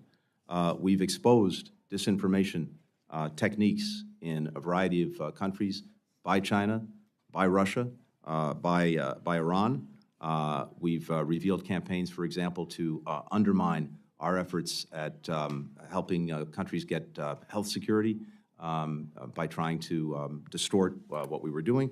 We've exposed efforts of these countries, notably Russia and China, to, in effect, infiltrate local media in countries around the world, notably in Africa. All of this was done as a result of the work of the GEC. But in some sense, it's a drop in the bucket because this really is a major front now in competition. That is the information front. And if we're not resourced to do what we need to do, both to see it, to expose it, to do something about it, and to coordinate cooperation among like-minded countries, we're going to be on, I think, on the wrong end of the balance on this. So for us, the GEC is the one place in government where all of this comes together, and we've seen its effectiveness increasingly around the world. And thank you for that. Am I garnering from your response that the strategy is to over-propaganda those folks that are offering the propaganda, or is there anything that we can do to stop them? Yeah, I think, again, part of it is in exposing it and discrediting it, it becomes much less effective. I'll give you one example of something that on one level seems a bit more benign, but is actually quite pernicious. We have instances in a number of countries where Russia in particular would provide press services that would then be published looking like these were articles, for example, that were being done by local journalists, when in fact it was actually Russian propaganda from RT and from other organizations. Well, one of the things we organized was to be able to provide for these newspapers or online publications access to things like Reuters, the Associated Press, that would be obviously different from and objective compared to what they were getting and hiding, in a sense, the origin of when it comes to what Russia was trying to feed in. So there are big things, there are small things, but I think when you see the disinformation and misinformation exposed, that's the most important thing, because then people understand that what they're hearing and what they're seeing has an ulterior motive. Thank you very much for your response, Mr. Chairman. I've got other questions. I hope we'll have another round or so. Well, your question is spot on. We're going to do another round of 3 minutes because, again, that's the time that we have. As soon as we have this ready, we'll start. Mr. Secretary, I think a lot of us, and it's pretty clear, have lost faith with the WHO, and it was reflected in the 24 bill passed out of the House. I'm particularly concerned about the direction of the negotiations on the pandemic treaty and international health regulations. Reportedly, negotiations continue, but we may not see the final proposal until just before the vote of the WHO.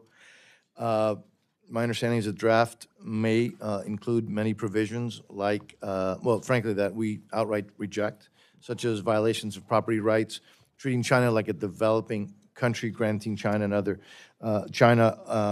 other improper access to U.S. capabilities. What can you tell us about the current draft of the treaty and whether it contains these highly problematic provisions that I mentioned and other potentially problematic provisions? Mr. Chairman, in short, we're determined that any treaty that would emerge, or any agreement that emerges, reflects our clear interests as well as our clear values, including on property rights and including in terms of our relationship with the PRC. I think where it currently stands is that it seems very unlikely that negotiations could conclude successfully in the next days. There's not consensus. We've been trying to build that consensus, reflective of those interests that you cited, but also the interests of many countries around the world in making sure that we're better prepared for next time. They're better prepared, that they have their own capacity to detect, to deal with, and is necessary to produce things like vaccines. So all of that is part of the conversation, but I don't think, based on the latest I've seen, that this is going to come to a conclusion in the near term. If it does, would you plan to submit the treaty to the Senate so that it can fulfill its constitutional obligations? We will fully consult with Congress as appropriate on anything that we do. But consult with Congress is not necessarily sending to the Senate to fulfill their constitutional, in other words, for their approval. If there is a constitutional requirement, we will fulfill it. Well, but I would hope that you would lean, even if there's a gray zone that you might look at, that you would obviously, do that and send it to the Senate to fulfill their role as a treaty. Of course. Ms. Lee, rank. Thank you very much. First of all, very quickly, the United Nations. In the House bill last year, no funding was included for the United Nations regular budget. Zero to pay our treaty dues to the organization, and yet we keep hearing a lot from our House colleagues about the threat of the PRC and strategic competition. So, Mr. Secretary, how does the United States' participation and leadership at the United Nations relate to countering China's influence? And what would be the impact of the United States being absent from the United Nations, as last year's bill proposed? And then secondly, if we have time, if not, you can give us the response in writing, with regard to the Caribbean. Okay, I'm pleased to see, and you mentioned the request to include the addition of 2 missions in the Caribbean. These are our closest neighbors, yet the United States has very little presence. Barbados, for example, has to cover the ambassador's 6 countries in the Eastern Caribbean with little means to access them.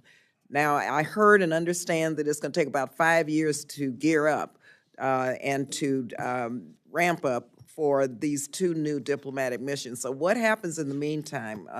We don't have any time to waste, and so I want to know what plan is in place to ramp up these engagements in the Caribbean until we get the 2 new embassies open.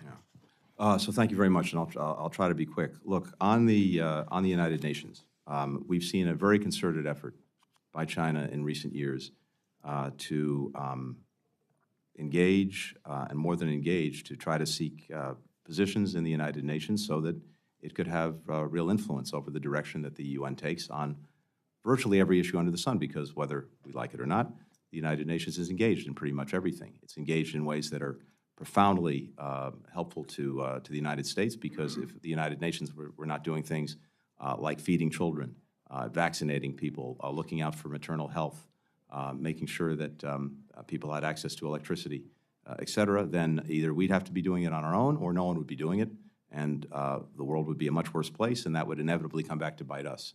So in so many ways, it provides absolutely vital functions.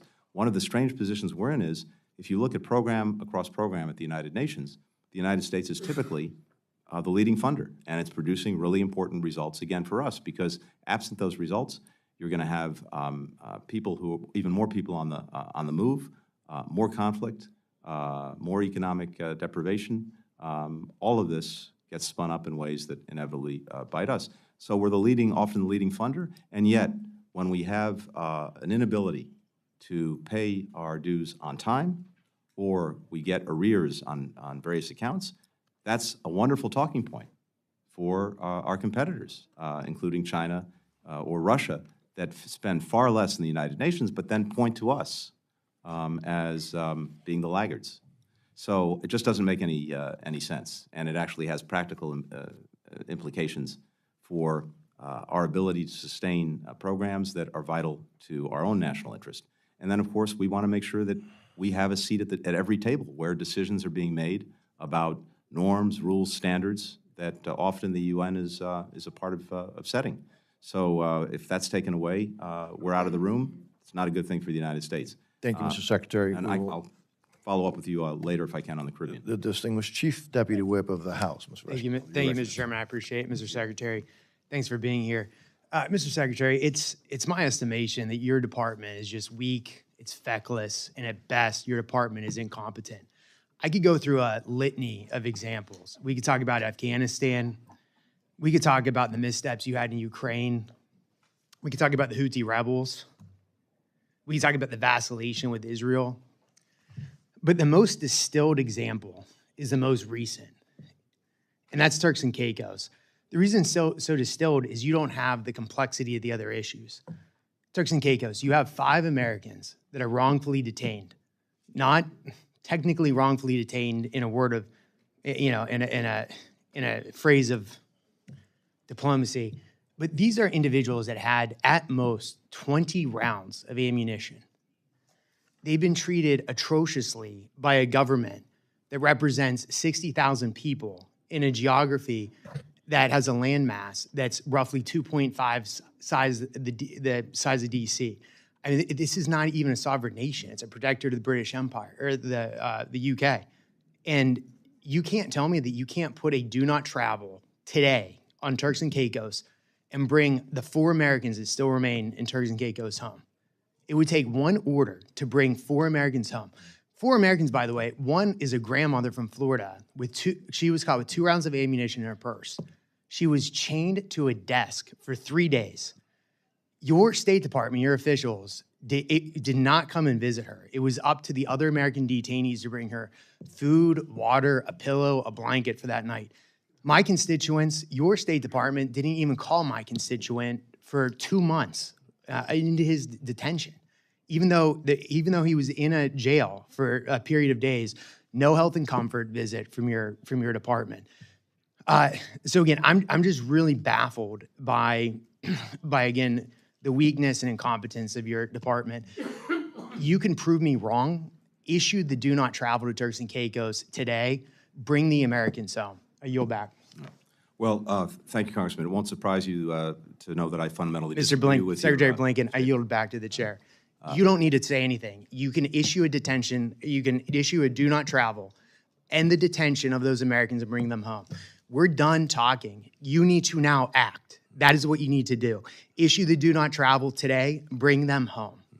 I'd be happy to respond. Thank you, gentlemen. Well, he yielded back, Mr. Secretary, but Well, it's a nice, it's a wonderful technique to make a statement and not give you a chance to respond. Well, why don't we give you some time to respond then? Because we do have a little bit of I'd time. simply say, Congressman, I welcome working with you on this, and please bring the information forward to me. Second, we have a State Department and extraordinary men and women who every single day are working to get arbitrarily detained Americans back home with their families and loved ones. And we've had more success in this administration in doing that than in any previous administration.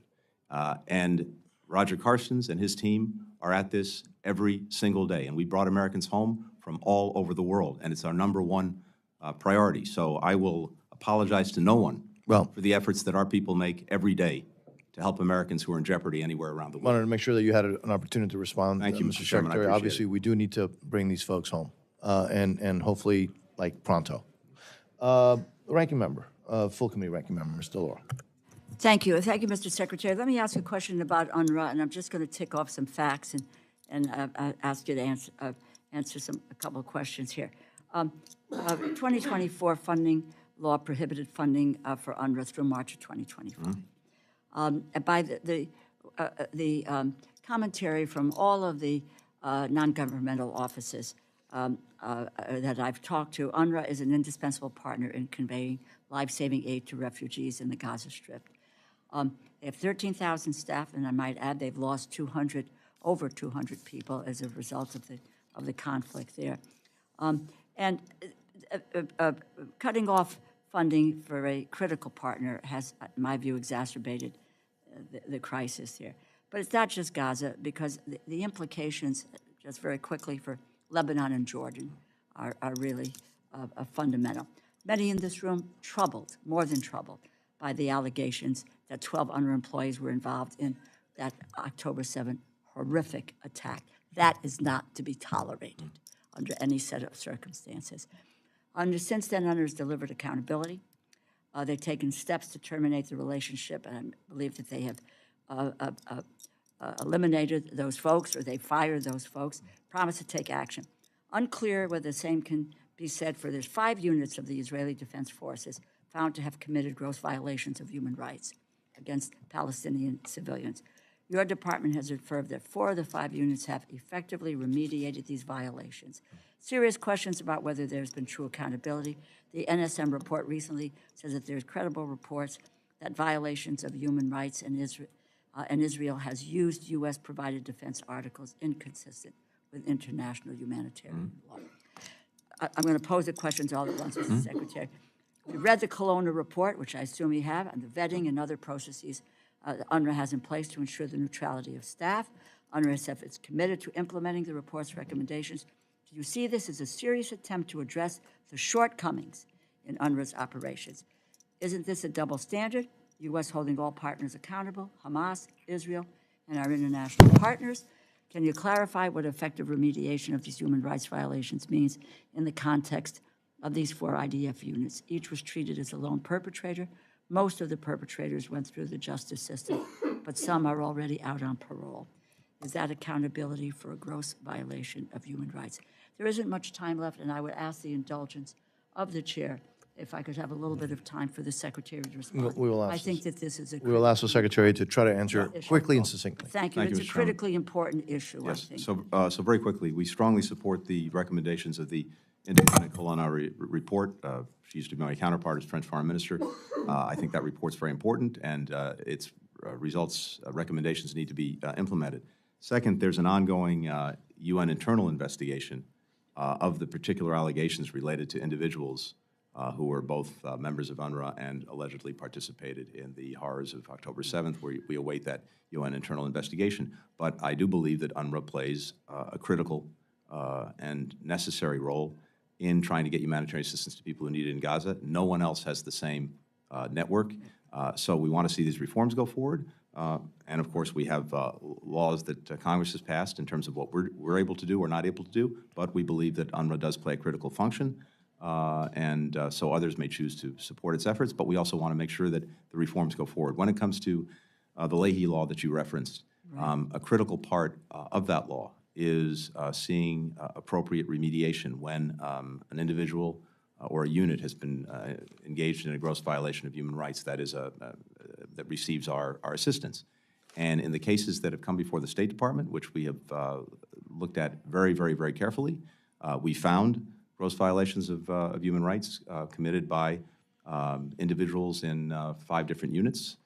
In 4 cases, Israel did take appropriate and effective remediation under their laws, and that typically includes anything from disciplining to discharging to prosecuting to convicting, depending on the case and on the law, the individuals. In 1 case, while action was taken, we didn't have sufficient information to determine that the remediation had been sufficient, and we're in an ongoing discussion with Israel on that. Thank you, Mr. Secretary. Mr. Siscomani.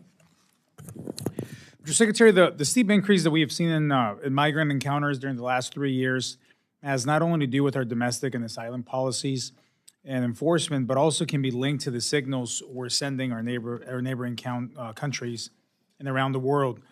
I hear and see consistently the impact of the porous border policies are having in my communities. Now, when the Biden administration began, you all swiftly suspended the asylum cooperative agreements that we had with El Salvador, Guatemala, and Honduras.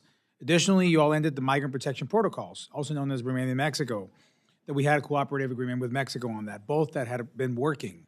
In the statement you wrote, you said the Biden administration believes there are more suitable ways to work with our partner governments to manage migration across the region. That was your statement. Mr. Secretary, I would note that while we vehemently disagree over the value of these agreements, I would be pleased if we had seen a positive result from the end of these agreements. However, we have not. That's not an opinion, that's a fact. Numbers show it. So do you believe that ending these agreements has yielded a net positive result as it relates to U.S. interest? Well, I think we are seeing positive, necessary, but still insufficient results. We've seen, for example, as a result of the work that we were doing with Mexico, encounters decrease significantly from where they were in December by about half. The different things that we're putting into play. Secretary, I'm sorry to interrupt on that, but December was the record-breaking all-time high. Yeah, I'm talking about. To No, I do agree with better you. than that I wouldn't call that the bar of success. Well, of course, there's a bill before Congress right now. Again, a bill that unfortunately wasn't passed a few months ago that I believe is back before Congress. That would, we believe, that the President strongly supports, would make a very meaningful difference in dealing with the challenges at our border, and hopefully it will pass. I think that would give us important additional tools that could be very effective on top of what we're doing. But I think there are other things, Congressman, that are important, including, of course, the enforcement piece, of course, expanding legal pathways so that people can come here if they qualify legally, but also one of the initiatives that we have, these safe mobility offices. This is a critical tool because in the countries where they have been established, it allows people to determine without leaving their countries whether they're actually lawfully eligible to come to the United States. And so they don't come to the border. We've established these now in half a dozen countries. We've seen actually very positive results from that in terms of people using it as a means of determining whether they have a legal basis to come to the United States. So I think we have to do everything across the board. It's, of course, the enforcement, making sure that migration is both orderly, humane, and safe. These actions, and I'm running out of time, so I'm going to have go to ahead. jump in here, sir. But ahead. these efforts, as I look at the numbers, you can compare it to December, and any month in the existence of the United States will look better compared to December of 2023. So again, that's not the proper standard that I would like to go by. Still, numbers are on the rise once again. They're much higher than they were 3 years ago. So all these measures, compared to the measures that were in place in 19 and even 20, are not working as well, because we see the numbers that have gone up by 200, 300%. They're not going down significantly in the way that if we are approaching and applying an all the above approach, it's simply not working. My constituents are feeling it every single day. I'm someone that was born in Mexico, went through the process, became a citizen in 2006, and a member of Congress in 2022. I believe in the American dream and the opportunities this country offers. However, what we're seeing on the border and the abuse in our system, the rule of law, is not the way that we want to be welcoming people. It's endangering them, creating a humanitarian crisis as well as a national security crisis. So I would challenge the premise that this is working. It's not, Mr. Secretary, and we need to take serious action on this. And one more item, we talk about legislation that has been passed. This Congress, on Republican majority, we passed the H.R. 2, the border security bill. It went to go sit in the Senate. That bill alone would have dealt with this issue immediately. So I call on my colleagues to do the right thing here, but also on you, sir, to make sure that this works. And what we're seeing right now is not working. Thank you. I hope Mr. Secretary, those if you want a few seconds to. No, just to say, look, I think there's important legislation before the Congress now. Unfortunately, it didn't pass the House a couple of months ago. It's back up. I think that could, added to the efforts that we've already made, make a real difference. So I would think that bill would be a good proof point for whether we can take further effective steps. We're going to recognize, Mr. Secretary, I would also remind you, as Mr. Siscomani said, that H.R. 2 has been passed. It's not in consideration. It passed a long time ago. And I would hope that you would look at that as a great option and maybe support that as well. Ms. Meng. Thank you, Mr. Chairman. Secretary Blinken, in your testimony, you highlighted an investment of $500 million to expand internet access around the world. But according to the World Bank in 2022, only 36% of Africa's population had broadband internet access. Internet access benefits everyone, as you know, children going to school who can take advantage of more learning resources, farmers who can get information about the weather, and small business owners who can reach more customers across the continent and the world. With competing companies like Huawei taking advantage of billions in incentive dollars, do you believe $500 million is enough to meet the need for internet access across the African continent? Well, in and of itself, it's not. But the fact that it can act as a catalyst, that it can act as a resource for the government to help do two things: to marshal our own resources across our government and align them, including with institutions like the Development Finance Corporation, but then to coordinate effectively with other countries and other partners. For example, as we're doing in the Indo-Pacific, Pacific Islands, bringing undersea cables to the Pacific Islands, working with Japan, working with Taiwan, working with others, and then, as I mentioned earlier, to be a catalyst for the private sector. Because no, we can't finance these things totally on taxpayer dollars, but we can play a critical role in clearing the way for the private sector, in making sure that we provide, for example, necessary risk insurance, that we help do some of the due diligence that's necessary for these projects to go forward, that we build the capacity of local governments to do what they need to do to make these projects viable. That's what the money's for. Now, could we use more? Sure, we always can, but we try to make a deliberate judgment about what could give us the effective resources we need to do all of these other things that get the results that you're exactly right we need to see. Great, and I know I'm running out of time, but I just wanted to highlight in the fiscal year 22 omnibus, it directed both the State Department and USAID to develop a strategy or policy around youth. USAID, in response, updated its youth policy in May 2022, but wanted to ask about the State Department's plans in leading a youth strategy as directed. Are conversations taking place, and when can we expect to see a strategy like this? Let me come back to you on this. I'm happy to follow up on that. Thank you so much. Thank you. Thank you, Ms. Mang. Mr. Edwards, you're recognized, sir. Thank you, Mr. Chair. Mr. Secretary, in September last year, the Office of the Inspector General published an audit on the selected cooperative agreements supporting the Department of State's Resettlement Support Centers, the RSC. The Inspector General found that selected refugee recipients of cooperative agreement funds did not always adhere to the federal requirements, department guidance, or award terms and conditions. In fact, the OIG found that 65% of refugee applications reviewed had deficiencies, and none of the 12 RSC caseworkers observed conducted pre-screening interviews in accordance with requirements. The OIG then found evidence that selected award recipients didn't always spend funds in accordance with federal requirements. Specifically, they tested 144 expenditures totaling nearly $2 million and found that 17% of those allocated funds would have been unallowable.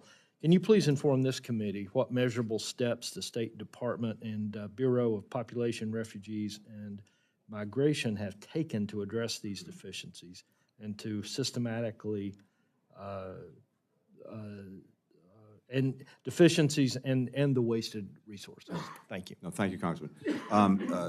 Two things on this. First, we've been engaged in a very significant effort to rebuild the resettlement program in the United States, which was in significant disrepair when we came into office. And that's required a very significant effort to get these resettlement organizations back up and running, and not only running, but running efficiently, effectively, and of course, following the law. Second, we take very seriously the work, the investigations of the Inspector General, and we are always working to follow up and take action when we find that something needs remediation. And so we're working intensely with the resettlement agencies to make sure that they are following the letter of the law when it comes to the use of our monies and of taxpayers' monies. But I'm happy to follow up with your office in more detail on this and can share that. Thank you.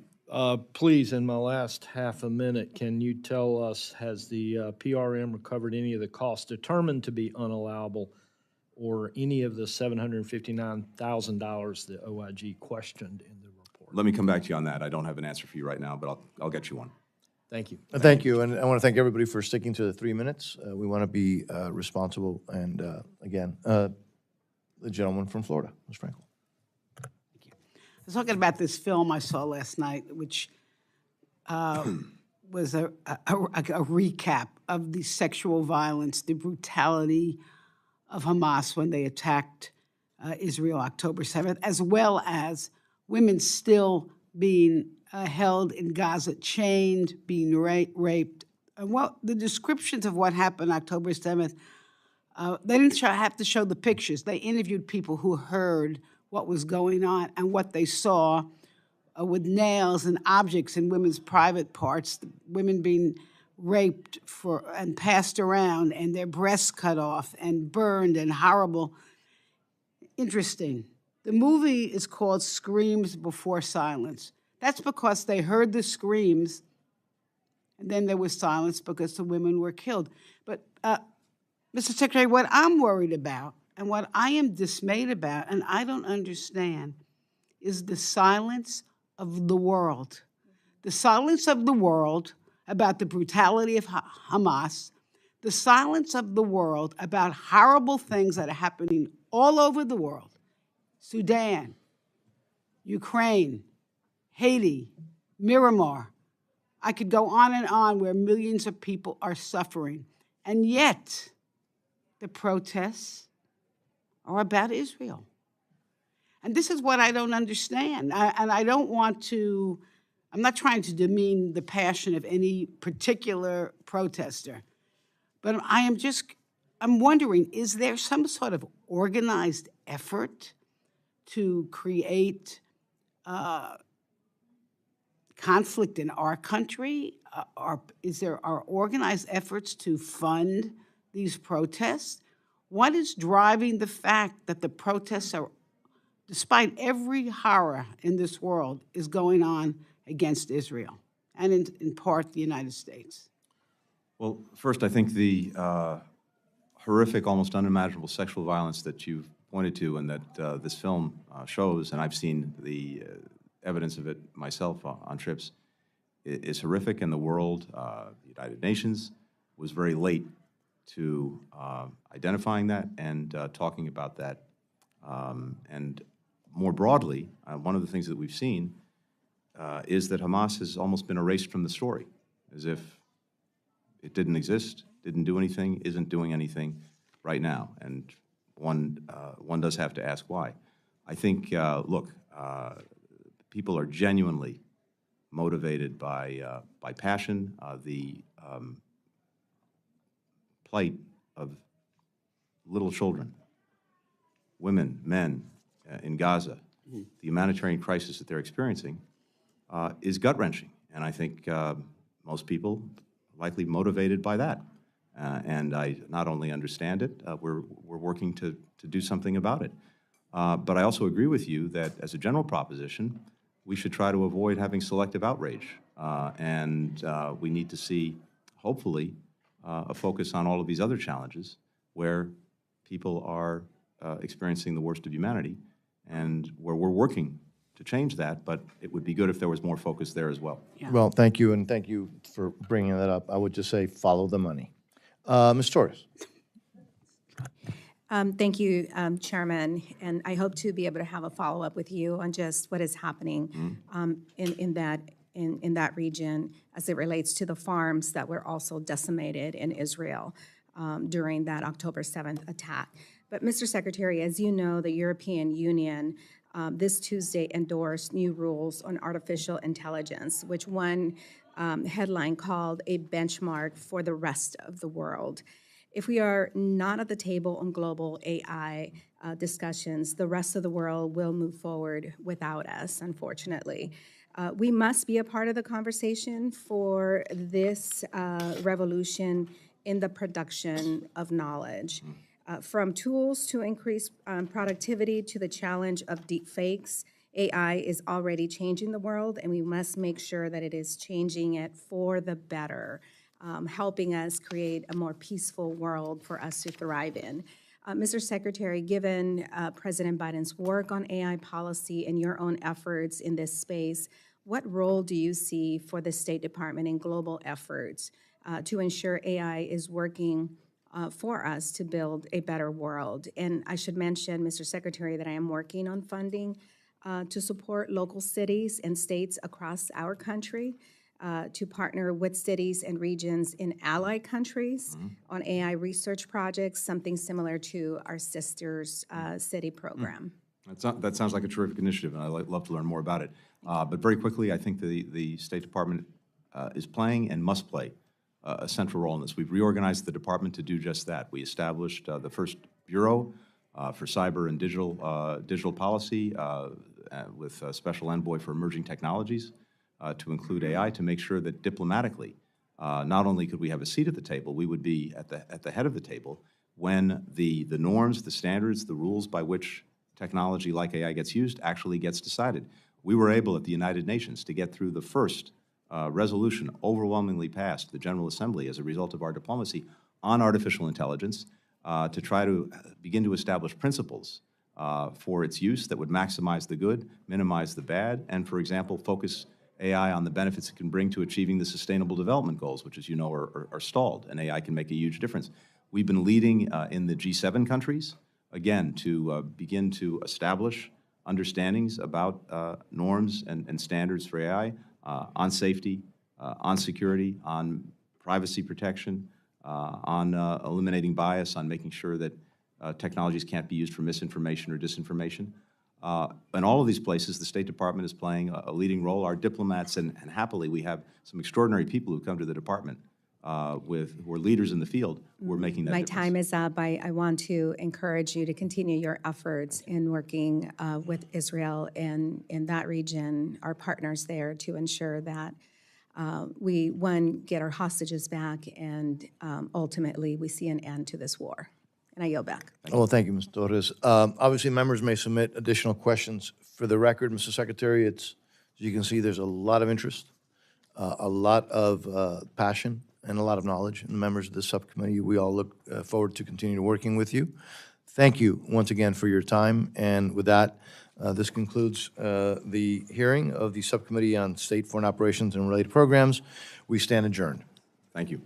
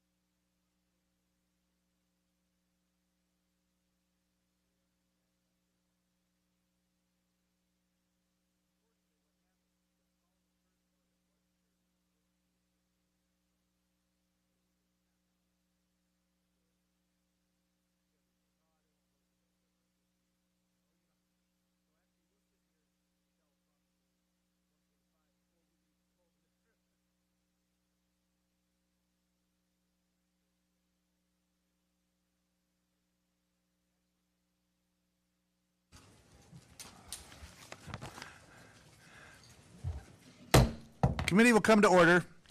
Good afternoon and welcome to the second session of our public witness hearing specifically focused on American Indian and Alaska Native programs.